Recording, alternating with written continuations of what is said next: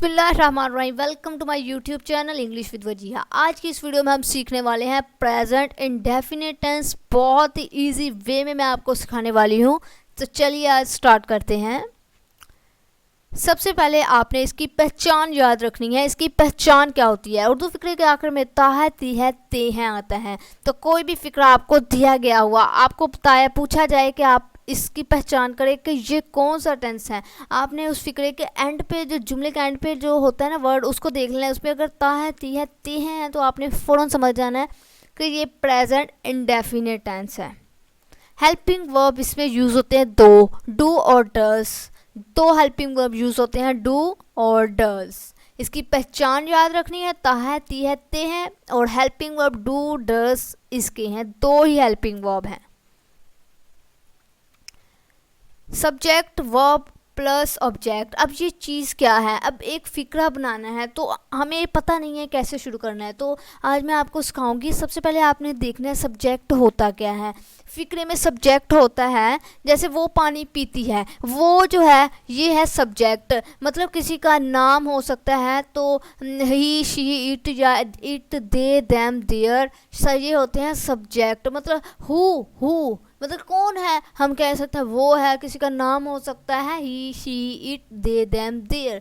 तो आपने मेरे साथ एक कॉपी रख लें, साथ साथ पेंसिल रख लें, साथ साथ नोट भी करे जाएं कि हमने प्रेजेंट डेफिनेट टेंस आज वाकई सीखना है। तो सब्जेक्ट आपने याद रखना है, वो सब्जेक्ट होता है किसी शख्स का नाम, नाम होता है, या उसकी जगह हमने ही, शी, इट यूज़ कर दिया।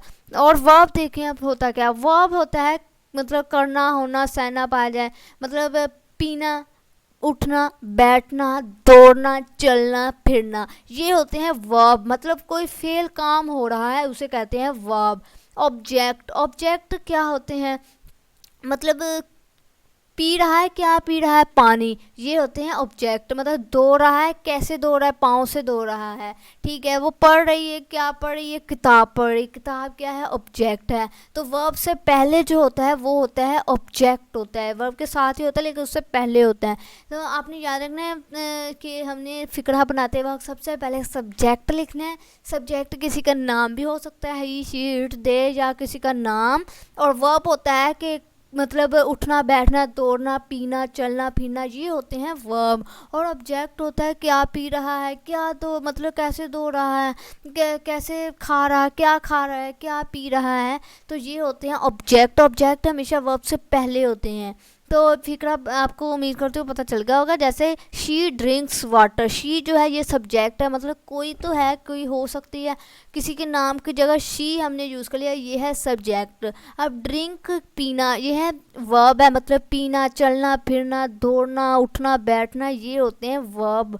अब क्या पी रहा है? पानी, मतलब कैसे दो रहा है? पाँव से, ये होते हैं ऑब्जेक्ट। पीना मतलब क्या पीना है? वाटर। तो ये है ऑब्जेक्ट। तो फिक्रे को ऐसे बनाते हैं कि सबसे पहले सब्जेक्ट है, फिर वर्ब है, फिर ऑब्जेक्ट है।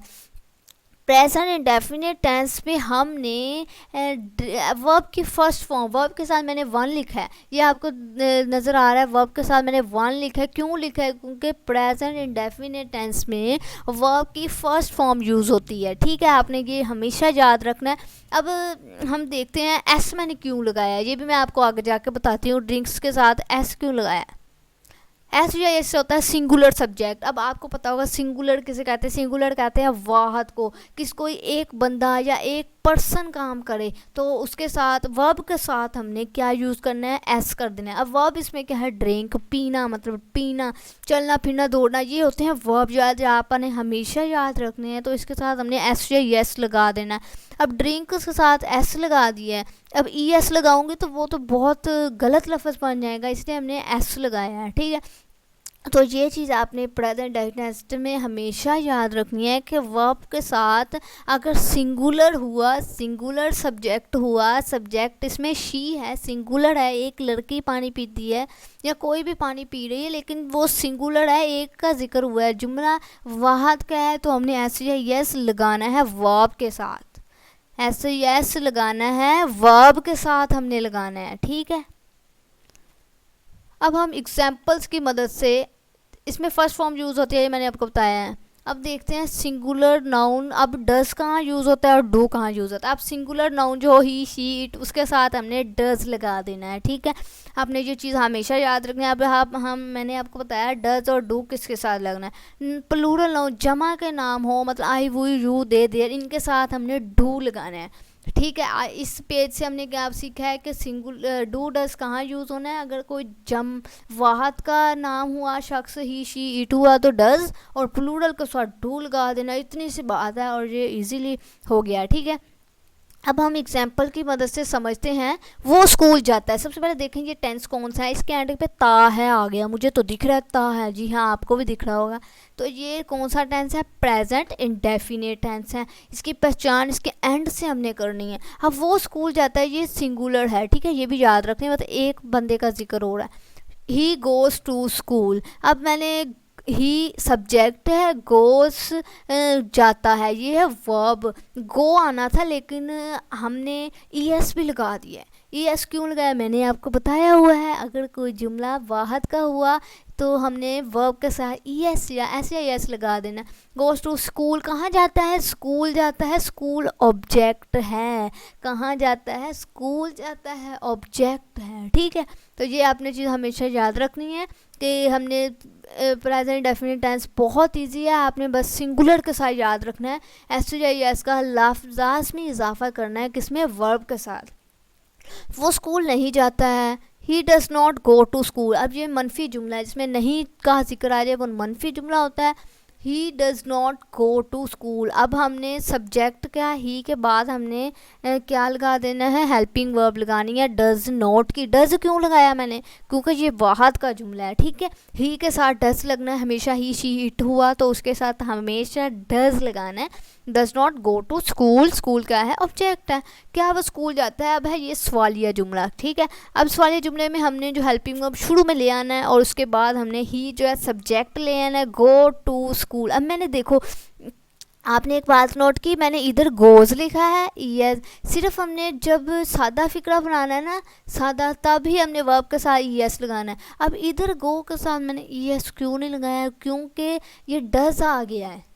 मनफी और सवालिया जुमले बनाते वक्त कभी भी वर्ब के साथ एस नहीं लगाना, सिर्फ सादा फिक्रा बनाते वक्त हमने लगाना है। ये चीज़ आपने हमेशा याद रखनी है। क्यों? उसकी एक वजह है, क्योंकि ये डज के साथ तो खुद ही ई एस लगा हुआ है, ठीक है।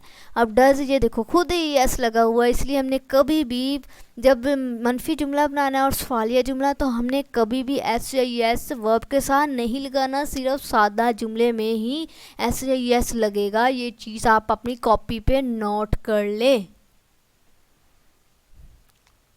अब एक और एग्जांपल से हम समझते हैं। लड़के हॉकी खेलते हैं। अब लड़के क्या है? The boys. मैं बॉयज़ भी लिख सकती थी लेकिन द बॉयज़ लगाया है, क्योंकि ये हमने द जो होते हैं, ये हमें द बहुत ज़रूरी लगाना है, द बॉयज़, ठीक है। ये आर्टिकल होते हैं, बॉयज़ के साथ द, लड़का किसी का नाम हो तो उसके साथ द लगेगा। आर्टिकल आपने पढ़े होंगे, ए एंड द, और द आपने लगाना है, फिक्रे की सेंस बनानी है। द बॉयज़ ये क्या है? ये है सब्जेक्ट।